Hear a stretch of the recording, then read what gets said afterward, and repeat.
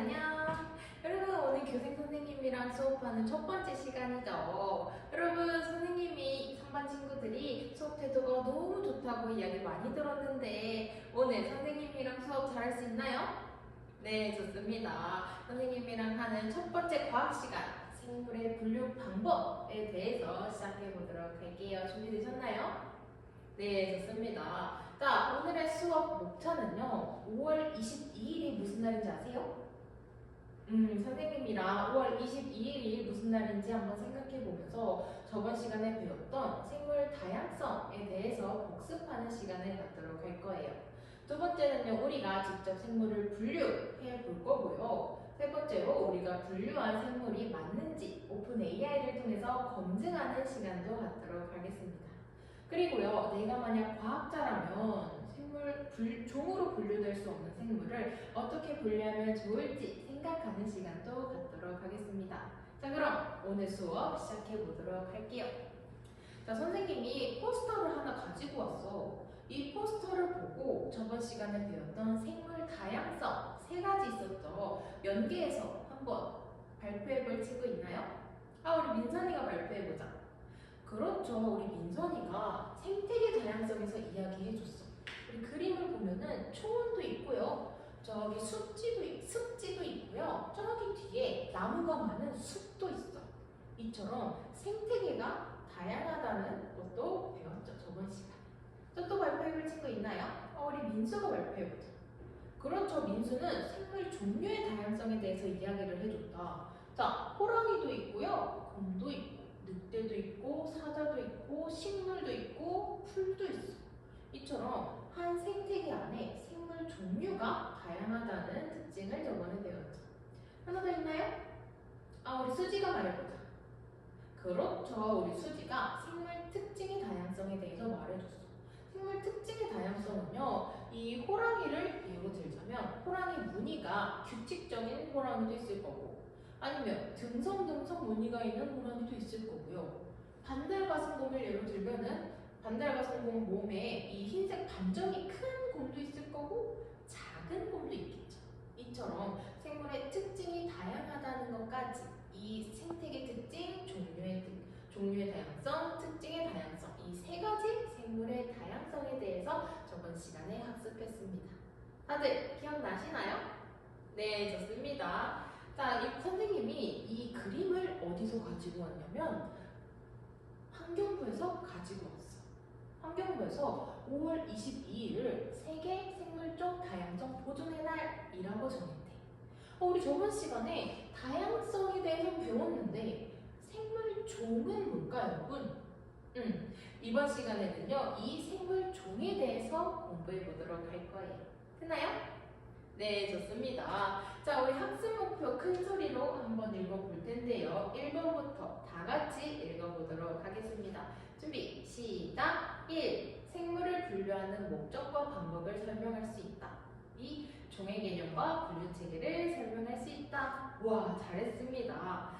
자, 이번 시간에는 생물을 분류하는 방법, 우리 직접 분류해 볼 거고요. 종이 무엇인지, 분류 체계가 무엇인지 한번 알아보는 시간을 갖도록 하겠습니다.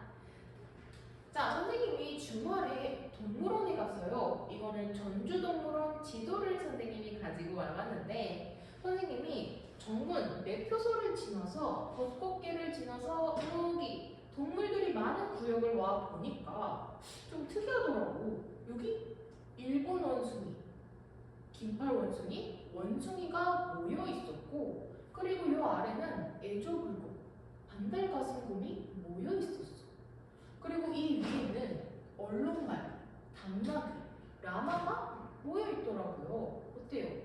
특이하죠? 어떤 기준으로 이렇게 생물들이 두루두루 모여 있는지 선생님은 궁금하더라고요. 여러분은 안 궁금하시나요? 이처럼 어떤 기준으로 생물들을 나눠놨는지 우리 직접 생물 분류를 해볼 겁니다. 자, 선생님이 여러 자료를 보여줄 텐데요. 이 자료에 나오는 생물의 특징을 파악하고 여러분들이 세운 분류 기준으로 예, 아니오로 분류를 해보는 시간을 갖도록 할 거예요. 교과서는요, 57페이지 보시면 되고요. 있고요. 선생님이 말해주는 생물 특징을 메모해도 좋고요. 잘 기억해놨다가 생물을 분류해 볼 겁니다. 준비됐나요? 네, 좋습니다. 자, 첫 번째 생물은요. 이거 뭔지 아세요? 그렇죠, 범고래죠. 범고래는 어떤 특징이 있을까? 발표해볼 친구 있나요? 아, 예원이 발표해보자. 아, 예원이가 범고래는 새끼를 낳는 생물이다라고 말해줬어. 아주 좋습니다. 좋아요. 또 있어요? 잘 모르겠어서 선생님이 힌트를 하나 줄게요.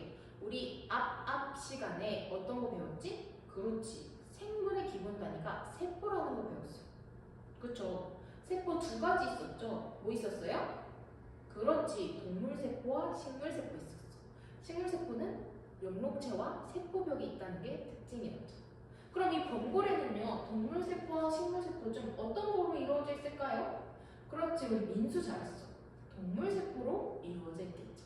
그럼 서식지 한번 볼까? 이 범고래가 사는 생태계는 어때? 그렇죠, 바다죠. 바다 깊숙한 곳에 살겠죠. 범고래는요, 동물세포고 바다에서 살고 새끼를 낳는 생물입니다. 됐나요? 우리 이렇게 특징을 한번 파악해 볼게요.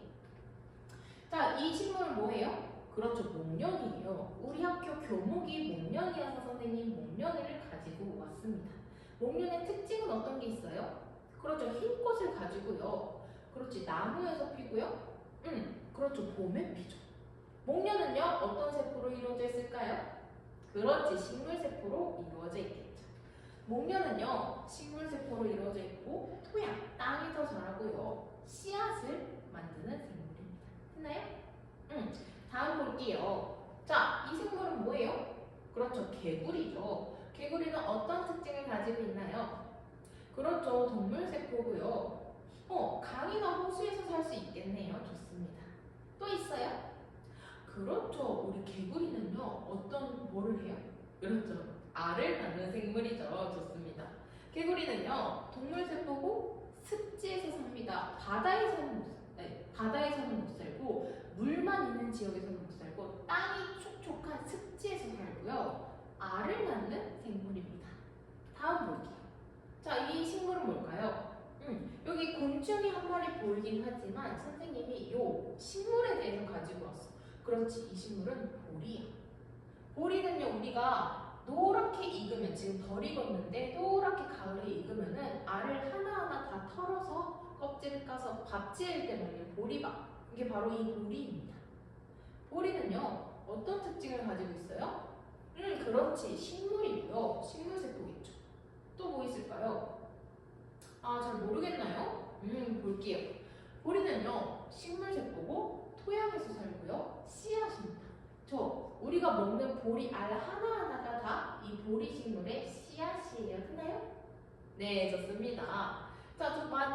자, 이 생물은 뭘까요? 그렇지, 사자예요. 사자는 어떤 특징이 있지? 그렇지, 동물세포로 이루어져 있고요. 또 우리 철수. 우리 철수가 아주 좋은 이야기를 해줬어.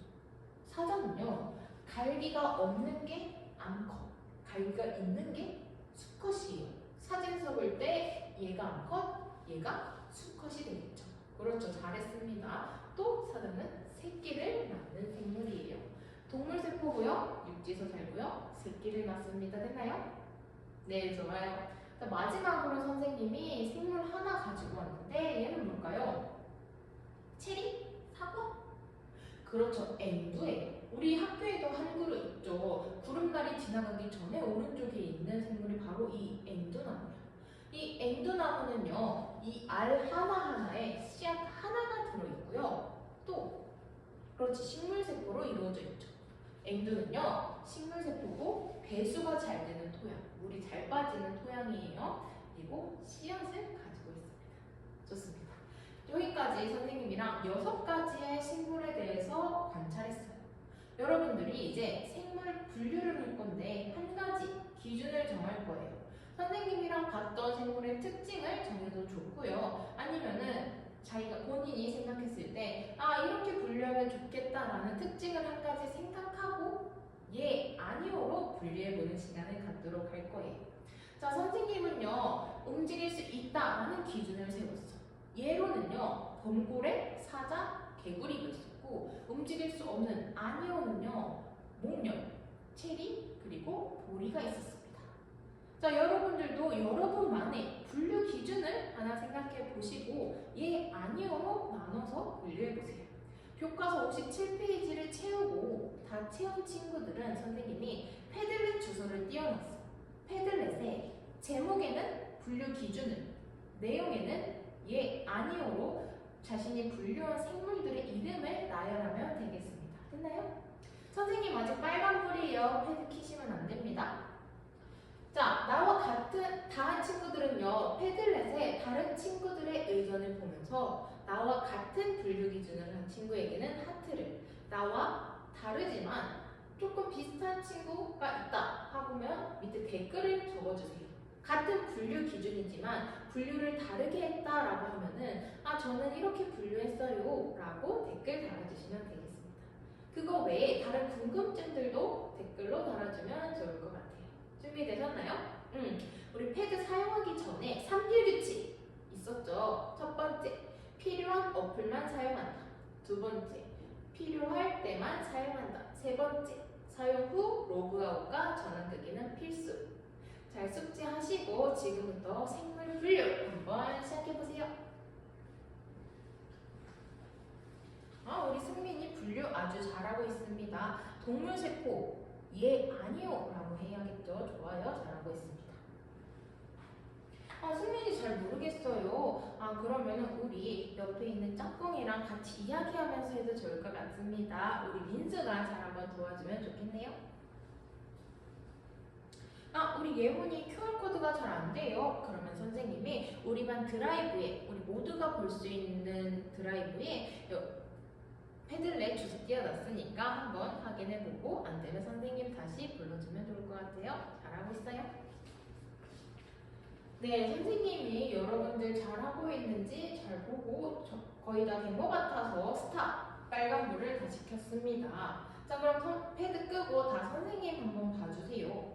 선생님이 여러분들이 패들렛에 올린 의견들을 다 가지고 왔어요.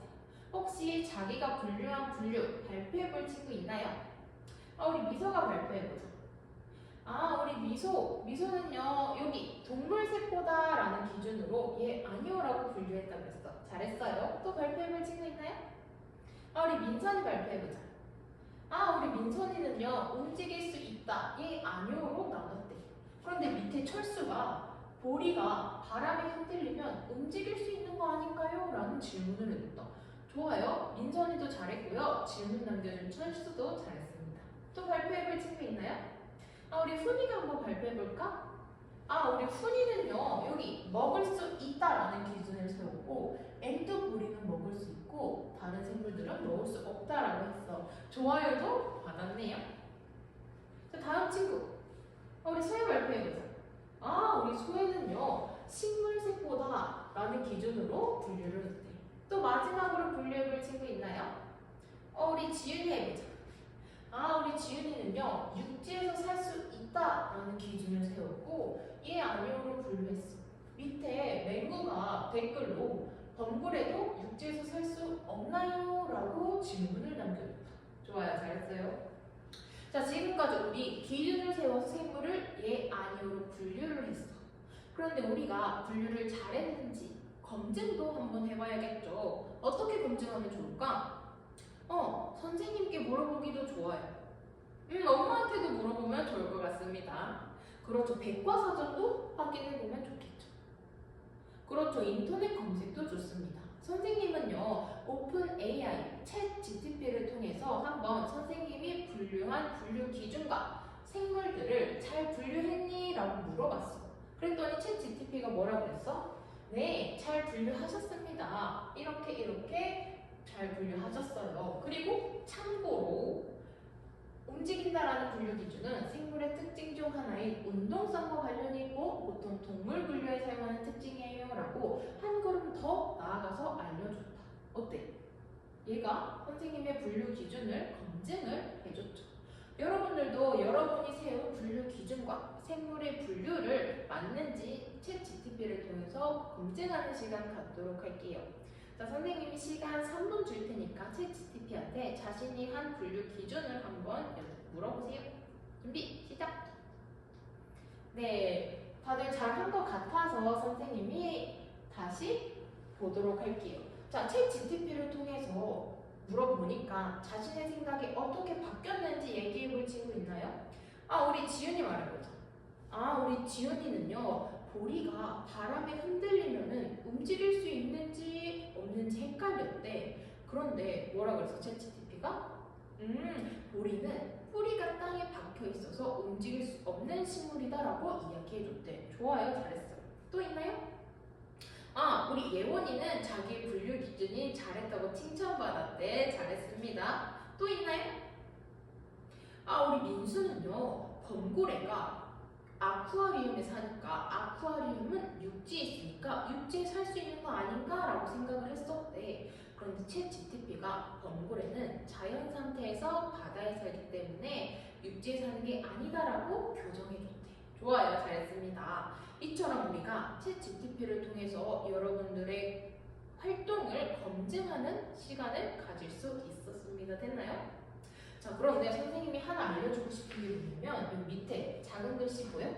우리 챗 GTP 물어보는 칸 밑에 챗 GTP는 실수를 할 수 있습니다. 그렇기 때문에 중요한 정보는 재차 확인하세요 라고 써있어. 여러분들이 뭐 과제를 하거나 아니면 선생님이 알아오세요 라고 한 것을 챗 GTP한테 물어볼 수는 있어요. 그런데 챗 GTP는 실수를 할 수 있습니다.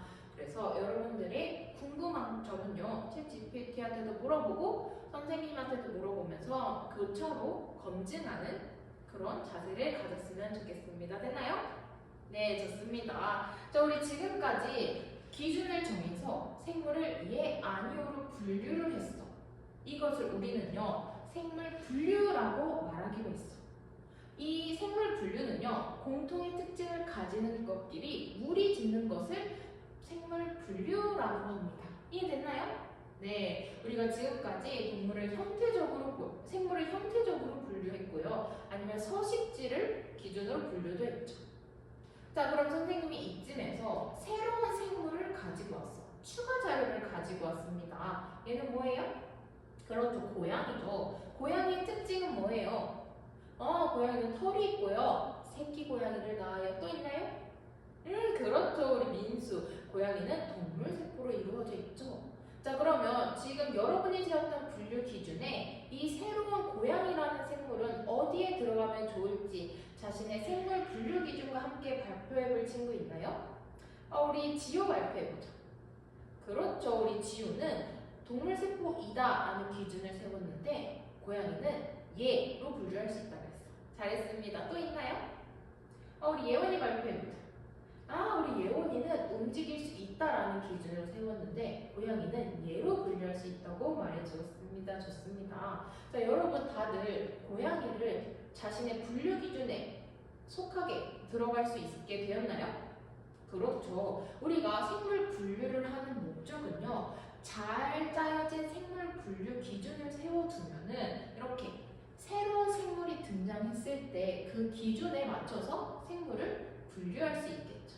그래서 우리가 생물을 분류하는 것입니다. 됐나요? 이해되셨나요? 잘 따라하고 있죠?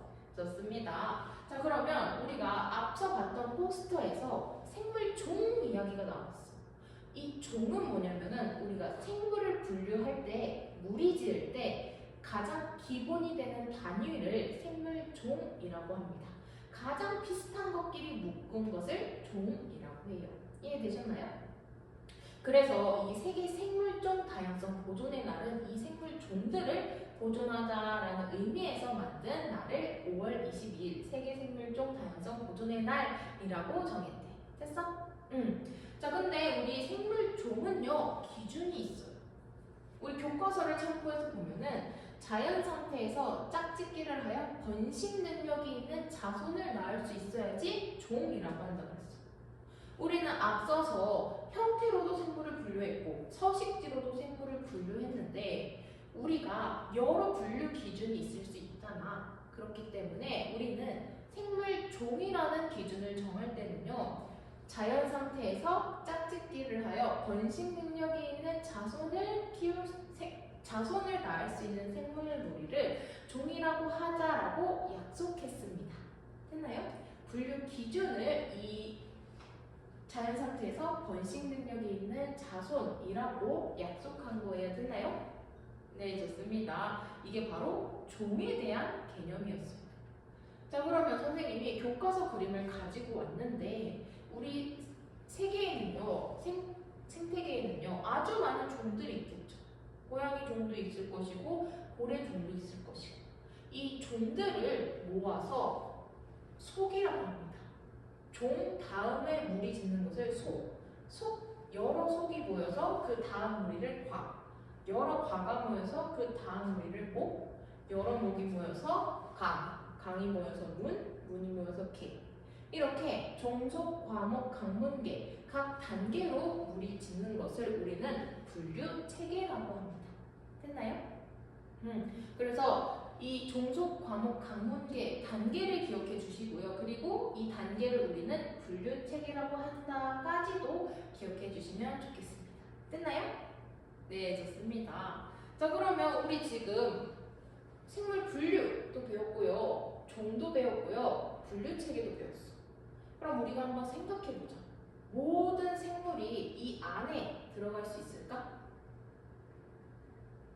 가장 작은 단위인 종을 한번 생각해 볼까요? 모든 생물이 종이 될 수 있을까요? 우리 종의 개념이 뭐였지? 생물을 분류할 수 있는 가장 작은 단위라고 했어. 또 조건이 있었죠. 그렇죠. 승민이 잘했어요. 자연 상태에서 번식 능력이 있는 자손을 낳을 수 있어야 된다. 선생님이 사진을 하나 가지고 왔는데 이 사진은 뭔지 아나요? 어떤 생물이에요? 그렇죠. 노새라는 생물이에요. 노새는요, 말이라는 종과 당나귀라는 종이 교배해서 낳은 자손입니다. 그러면은 말 종도 아니고 당나귀 종도 아닌 이 노새는요, 종이라고 할 수 있을까요? 생각해보세요. 될 수 있나요? 없나요? 노새는요, 종이라고 할 수 없습니다.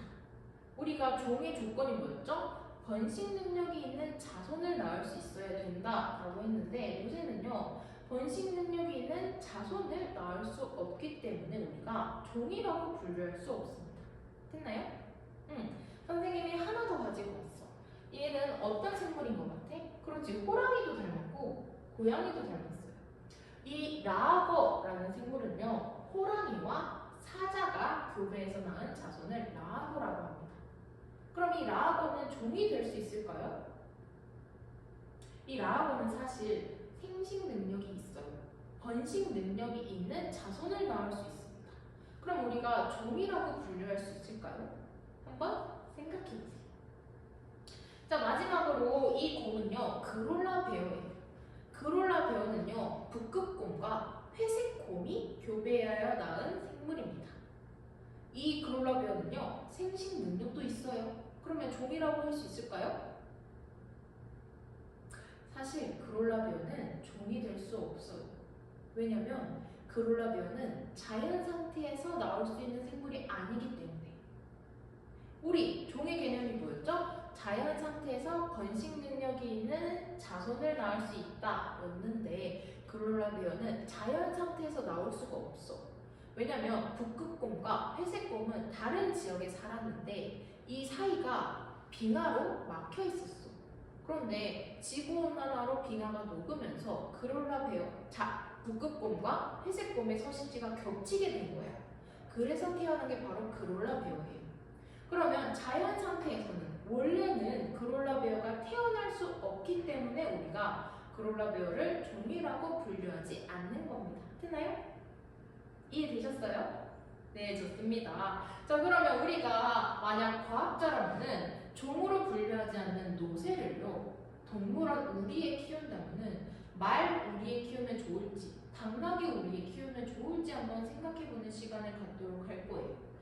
노새도 우리에 들어가야 하는데 말이랑 이런 점이 닮아서 말에 우리에 넣어주면 좋을 것 같아요. 또는 당나귀랑 이런 점이 닮았기 때문에 당나귀 우리에 넣어주면 좋을 것 같아요. 라고 우리가 생각해보는 시간을 갖도록 할 건데요. 어떤 분류 기준을 정할 거냐면 우리는 형태적으로 볼 거예요. 겉모습으로 봤을 때 이렇기 때문에 노새는 여기 우리에 들어가야 된다라고 우리 생각해 보도록 하겠습니다. 그러면 말과 당나귀를 관찰해 봐야겠죠. 우리는요, 구글 3D 이미지를 활용하여 말을 한번, 당나귀를 한번 관찰해 보는 시간을 갖도록 할게요. 선생님이 구글 3D 이미지를 활용하는 방법을 동영상으로 준비해 왔습니다. 다 같이 함께 보시죠.